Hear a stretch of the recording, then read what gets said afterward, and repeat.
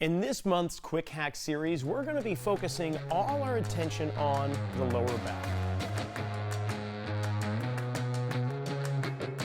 80-something% of Americans are going to deal with some sort of issue with their lower back at some point in time in their life, some greater than others.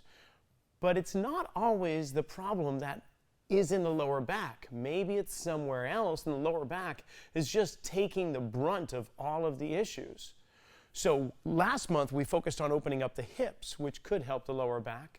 In this series, we're just going to be focusing on different movements or positions to help encourage other areas to support the lower back. For instance, the plank, a very common and popular exercise amongst those that are trying to get themselves very strong in their core or in their trunk or corset. And the plank can be just holding the position with your head, shoulders, hips, and heels in a fairly straight line, not seeing the hips drop down or raise up. And that's all well and good. But if we think about the spine, it's not one solid bone. It is about 24 vertebrae, not including the sacrum and coccyx, 26 if you want to include those, but they're all connected and they're meant to move.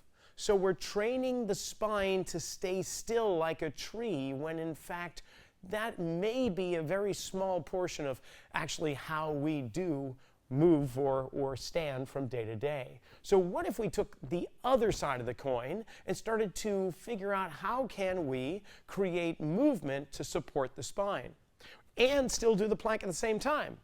Well, we can imagine that in a plank position, such as that upward push-up position, that I'm on a giant clock face, and I can take one limb and reach to any hour on that clock. I can take my left arm and reach as far as I can to 12 o'clock, or I can reach as far back to 6 o'clock with the same arm. I could take the right arm and reach underneath over to 9 o'clock or across to 3 o'clock. There's no rules here. In fact, I could take my right leg and reach to 2 o'clock or maybe to 10 o'clock. The point here is that can I support myself with either 2 or 3 points of contact and still maintain some good dynamic stability through my entire body? If you want to make a game out of this, well, then you can use these little soccer cones and you can put them in different positions all around the room or all around your body, behind you and in front of you. And then get yourself a little ball and put that ball on one of the cones. And what you have to do is take that ball and put it somewhere else. Maybe change hands and bring it to a new location. Underneath the body and behind or out in front.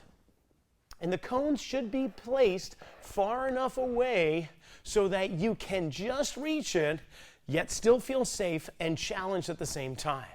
Try these out and see what that feels like.